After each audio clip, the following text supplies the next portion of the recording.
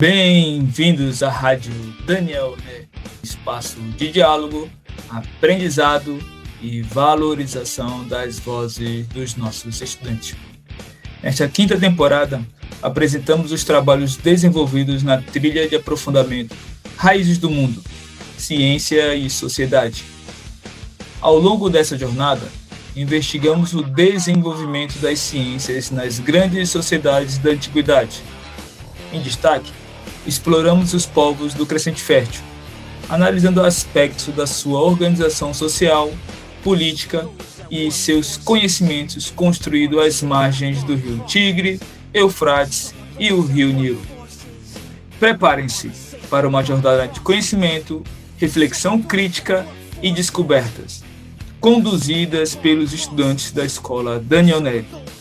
Sintonize com a gente e faça parte dessa experiência enriquecedora.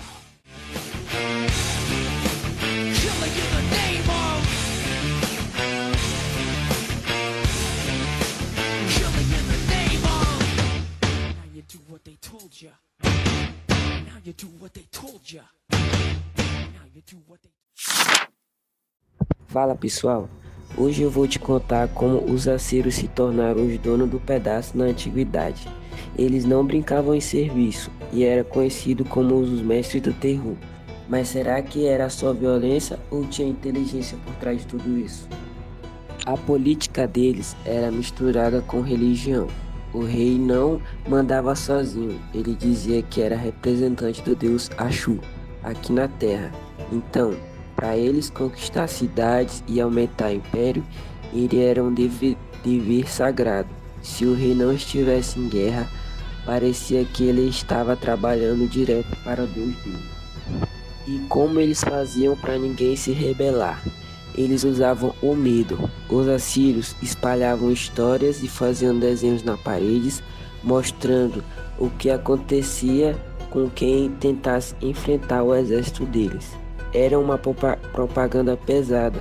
O plano era simples: deixar todo mundo com tanto medo que ninguém teria coragem de dizer não na hora de pagar os impostos. Mas olha que curioso, eles também eram muito organizados. Eles dividiram o império em pedaços menores como se fossem estados, cada um com um governador. Também criaram um sistema de correio com cavalos para as notícias chegarem mais rápido. E faziam algo bem esperto e cruel também. Pegavam as pessoas mais inteligentes de um povo conquistado e jogavam elas para morar bem longe. Assim o povo ficava perdido, sem líderes e sem como planejar uma revolta. No fim das contas, a política assíria era uma mistura de organização impecável com muita mão de ferro. Eles caíram porque fizeram muitos inimigos, mas o jeito que eles organizavam o governo serviu de exemplo para quase todos os impérios que vieram depois. E aí, você teria coragem de encarar um rei assírio?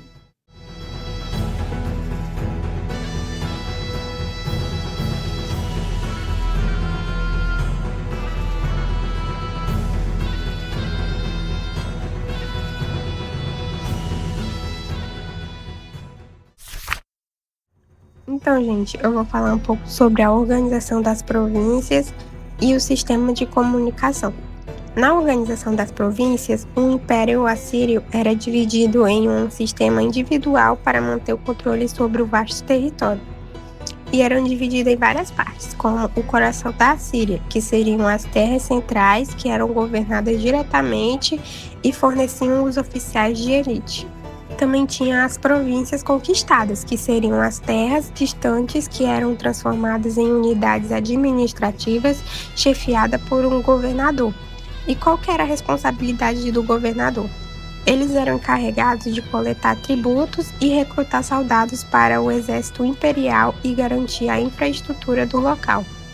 E também tinha a vigilância, que o rei frequentemente enviava inspetores chamados de os olhos e ouvidos do rei para garantir que os governadores não se tornassem poderosos ou rebeldes demais. E agora o sistema de comunicação, que também era conhecido como peonismo postal. Para conectar as províncias à capital, os assírios desenvolveram o que muitos historiadores consideram o primeiro sistema postal estatal do mundo, que eram as estradas reais, que construíram uma rede de estradas bem mantidas que permitiam o movimento rápido das tropas e dos mensageiros. Também tinha as estações de revezamento, que ao longo dessas estradas havia postos com cavalos descansados e suprimentos.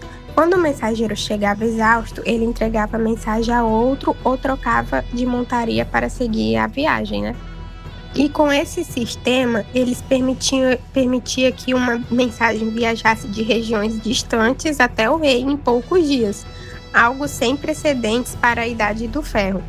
E a segurança dessas mensagens eram escritas em tábuas de argila cuneiforme, muitas vezes protegidas por envelopes de argila para garantir a privacidade e a autenticidade.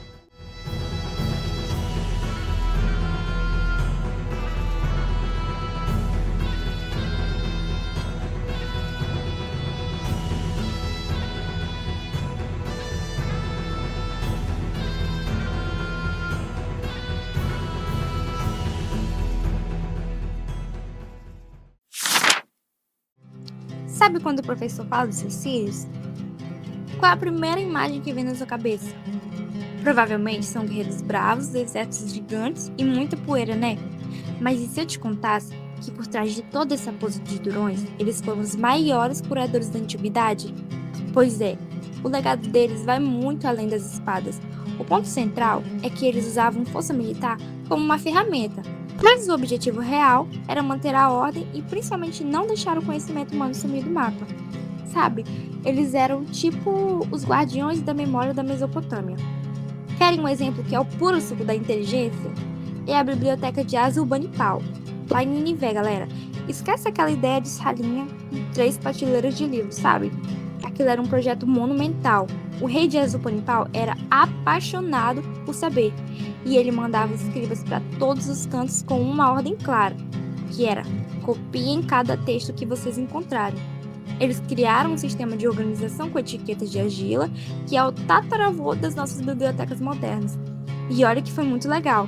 Graças a esse esforço, que a gente consegue ler hoje a epopeia de Gilgamesh. Essa é uma das histórias mais antigas da humanidade, e sem o cuidado dos assírios, ela teria virado poeira. E se você tá achando que a ciência é só coisa de hoje, os assírios já estavam lá na frente, tá? Eles não olhavam as estrelas só porque era bonitinho, não. Eles mapeavam o céu com uma precisão bizarra para entender o ciclo da natureza e do universo. Sabe aquele círculo de 360 graus que a gente estuda lá em matemática? Ou o relógio, que é dividido em 60 minutos? Tem um dedo neles disso aí, hein? Ah, e tem um detalhe que pouca gente sabe, tá? Eles já faziam registro de medicina. Eles escreviam tabuleta listando sintomas e o que funcionavam para curar pessoas. Sabe, tentando entender a doença de um jeito mais prático, entendeu? Não só por superstição. Era um comecinho do que a gente chama de método científico. Então, da próxima vez que você vir uma foto de um soldado assírio, imagina que do lado daquela lança, ele provavelmente já tinha um escriba com uma tabuleta na mão, garantindo que o conhecimento do mundo ficasse a salvo.